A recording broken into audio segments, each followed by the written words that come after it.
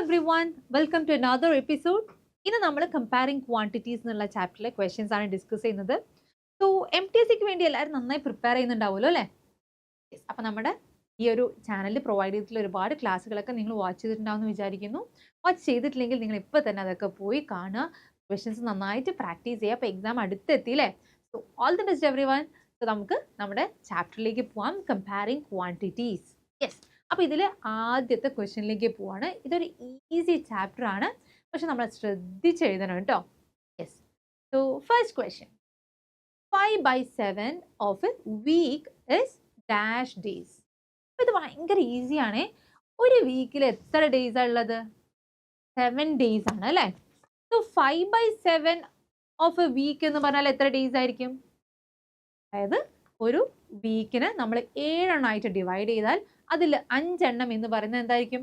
5 days ആയിരിക്കും അല്ലേ? ഒരു വീക്കിന് 7 എണ്ണമായിട്ട് ഡിവൈഡ് ചെയ്യുക എന്ന് പറഞ്ഞാൽ ഓരോ ഡേയ്സ് ആയിട്ടാണ് നമ്മൾ ഡിവൈഡ് ചെയ്യുന്നത്. അതിൽ 5 എന്ന് റെപ്രസെന്റ് ചെയ്യുന്നത് 5 ഡേയ്സ് ആയിരിക്കും അല്ലേ? അല്ലെങ്കിൽ നമുക്കിത് ഇങ്ങനെ ചെയ്യാം, that is 5/7 of a week. That is 5/7 into 7 days. Right? അപ്പോൾ നമ്മുടെ ഈ ന്യൂമറേറ്ററിലെ 7ഉം ഡിനോമിനേറ്ററിലെ 7ഉം ക്യാൻസൽ ചെയ്തു. And our answer is 5 days, which is option A. Clear അല്ലേ? യെസ്. അപ്പോൾ അടുത്ത question, if 21 cows eat as much as 15 buffaloes, how many cows will eat as much as 35 buffaloes? Okay, 21 cows ഉണ്ട്. 21 cows എത്ര ഫുഡാണോ കഴിക്കുക, ആ food 15 ബഫലോസിന് ആവശ്യമുണ്ട്. Okay, അങ്ങനെയെങ്കിൽ 35 buffaloes കഴിക്കുന്ന ഫുഡ് എത്ര കൗസിന് ആവശ്യമുണ്ടെന്നാണ് ചോദ്യം. ഓക്കെ, സോ ഇങ്ങനെയുള്ള ക്വസ്റ്റ്യൻസ് വരുമ്പോൾ നമ്മൾ ചെയ്യേണ്ടത്, ഇപ്പം നമുക്ക് 35 ബഫലോസ് കഴിക്കുന്ന ഫുഡ് എത്ര കൗസിന് കഴിക്കാമെന്നാണ് ചോദിച്ചത് അല്ലേ? അപ്പോൾ ഒരു ബഫലോസിന് എത്ര ക്വാണ്ടിറ്റിയാണ് ആവശ്യമുള്ളത് നമ്മൾ ആദ്യം കണ്ടുപിടിക്കണം. അതായത് ഒരു ബഫലോസിൻ്റെ വെച്ച് നമ്മൾ ആദ്യം കണ്ടുപിടിക്കണം. സോ ഇവിടെ നമുക്ക് തന്നിട്ടുള്ള ഡീറ്റെയിൽസ് ഉപയോഗിച്ചിട്ട് 1 ബഫലോസിൻ്റെ നമ്മൾ ആദ്യം കണ്ടുപിടിക്കണം. ഓക്കെ, ആൻഡ് ഹിയർ എന്താ പറയുക, 21 കൗസ് കഴിക്കുന്ന ഫുഡ് 15 ബഫലോസിന് മതി. അല്ലെങ്കിൽ നമുക്കിങ്ങനെ എഴുതാം, 15 ബഫലോസ് കഴിക്കുന്ന ഫുഡ് 21 കൗസ് കഴിക്കും. റൈറ്റ്? സോ 1 ബഫലോ കഴിക്കുന്ന ഫുഡ് എത്ര കൗസ് കഴിക്കും? 21/15 അല്ലേ? അപ്പോൾ ഇത് ഒരു ഇൻറ്റിജർ നമ്പർ ഒന്നുമല്ല, ജസ്റ്റ് നമ്മളൊന്ന് റെപ്രസെൻറ്റ് ചെയ്യാൻ വേണ്ടി എഴുതുന്നതാണ് കേട്ടോ. സോ 1 ബഫലോ എത്ര ഫുഡ് കഴിക്കും? അത് 21/15 കൗസ് കഴിക്കും. റൈറ്റ്? സോ 35 ബഫലോസ് ആണെങ്കിലോ, 35 ബഫലോസ് ആണെങ്കിൽ 21/15 ഇൻറ്റു 35, ഇത്രയും കൗസ് ആ ഫുഡ് കഴിക്കും. ഈ 100 ബഫലോസ് ആണെങ്കിലോ 21/15 ഇൻറ്റു 100 ചെയ്താൽ മതി. 200 ബഫലോസ് ആണെങ്കിലോ 21/15 ഇൻറ്റു 100 ചെയ്താൽ മതി. സോ 1 ബഫലോൻ്റെ കണ്ടുപിടിച്ച് കഴിഞ്ഞാൽ നമുക്ക് പിന്നെ ഏത് ക്വാണ്ടിറ്റി വന്നാലും നമുക്ക് ഈസി ആയിട്ട് കണ്ടുപിടിക്കാം. അതുകൊണ്ട് 1 ബഫലോ എന്ന് പറയുമ്പോൾ 21/15 ആണ്. സോ ഇൻറ്റു 35 ചെയ്താൽ വി ഗെറ്റ് 35 ബഫലോസിന് പ്രപ്പോർഷണൽ ആയിട്ടുള്ള കൗസിൻ്റെ റേഷ്യോ കിട്ടും. സോ ഇതൊന്ന് ഡിവൈഡ് ചെയ്ത് നോക്കാം, സിംപ്ലിഫൈ ചെയ്യാം. സോ ഇവിടെ 15ൽ എത്ര 5 ഉണ്ട്? 3 അല്ലേ? ഓക്കെ, 35ൽ എത്ര 5 ഉണ്ട്? 7. ആൻഡ് 21ൽ എത്ര 3 ഉണ്ട്? 7. So 7 into 7 which is 49 cows. So 35 buffaloes കഴിക്കുന്ന ഫുഡ് 49 കൗസിന് കഴിക്കാൻ പറ്റും. ക്ലിയർ അല്ലേ? So next question, in a map 1 centimeter represents 8 kilometers. So map എന്ന് പറഞ്ഞാൽ നമുക്കറിയാം റിയൽ ഡിസ്റ്റൻസ് അല്ല, നമ്മൾ മാപ്പിൽ ചെറുതായിട്ട് പ്ലോട്ട് ചെയ്യാണ് ചെയ്യുന്നത് അല്ലേ? സോ 8 കിലോമീറ്ററിനെയൊക്കെ നമ്മൾ 1 സെൻറ്റിമീറ്റർ ആയിട്ടാണ് മാപ്പിൽ, ഇവിടെ തന്നിട്ടുള്ള മാപ്പിൽ റെപ്രസെൻറ്റ് ചെയ്യുന്നത്. ഓക്കെ, സോ 80.5 സെൻറ്റിമീറ്റർ, മാപ്പിലുള്ള 80.5 സെൻറ്റിമീറ്റർ എത്ര റിയൽ ഡിസ്റ്റൻസ് ആണ് എന്നാണ് ചോദ്യം. സോ ഇവിടെ നമുക്ക് ഓൾറെഡി 1 സെൻറ്റിമീറ്റർ വെച്ചിട്ടുള്ള റേഷ്യോ തന്നതുകൊണ്ട് ആയിട്ട് കണ്ടുപിടിക്കാം അല്ലേ? 1 സെൻറ്റിമീറ്റർ എന്ന് പറയുന്നത് 8 കിലോമീറ്റേഴ്സിന് ഈക്വൽ ആണ്. റൈറ്റ്? സോ 80.5 സെൻറ്റിമീറ്റർ എന്ന് പറയുന്നത് എത്ര കിലോമീറ്റേഴ്സിന് ഈക്വൽ ആണ്? 80.5 ഇൻറ്റു 8. നമുക്കൊന്ന് ചെയ്ത് നോക്കാം അല്ലേ? 80.5 into 8. 8 into 5 40 ആണ്. 8 into 0 0. അപ്പോൾ ഇവിടെ 4 ഇട്ടു. 8 into 8 64. ഓക്കെ, ഇതേ ഒരു ഡെസിമൽ പ്ലേസ് ഇട്ടു. So it is 644 kilometers. Okay, which is option C. Okay അല്ലേ? നെക്സ്റ്റ് വൺ ക്വസ്റ്റ്യൻ റീഡ് ചെയ്യാം. On selling a bat for rupees 100, a man gained rupees 20. This gain percentage ആണ് നമുക്ക് കണ്ടുപിടിക്കേണ്ടത്. So എത്ര profit കിട്ടിയെന്നാണ് നമുക്ക് കണ്ടുപിടിക്കേണ്ടത്. So selling price എത്രയാണ്? 100 ആണ്. ഗെയിൻ എത്രയാണ്? 20 rupees ആണ്. ഓക്കെ, അപ്പോൾ കോസ്റ്റ് പ്രൈസ് എന്തായിരിക്കും? എത്ര പ്രൈസിനായിരിക്കും ഇയാള് ഈ ഒരു ബാറ്റ് വാങ്ങിച്ചത്? 100 minus 20 which is 80. So 80 rupeesനാണ് ഈ ഒരു ബാറ്റ് വാങ്ങിച്ചിട്ടുള്ളത്.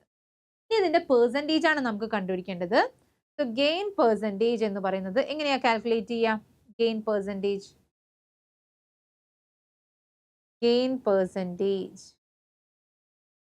is equal to എന്താ ചെയ്യേണ്ടത്? യെസ്, നമ്മൾ ഗെയിൻ ചെയ്തിട്ടുള്ള amount divided by cost price into 100 അല്ലേ? 20 rupees out of 80 അല്ലേ? into 100. 0 cancel ചെയ്തു. സോറി, 0 cancel ചെയ്തു.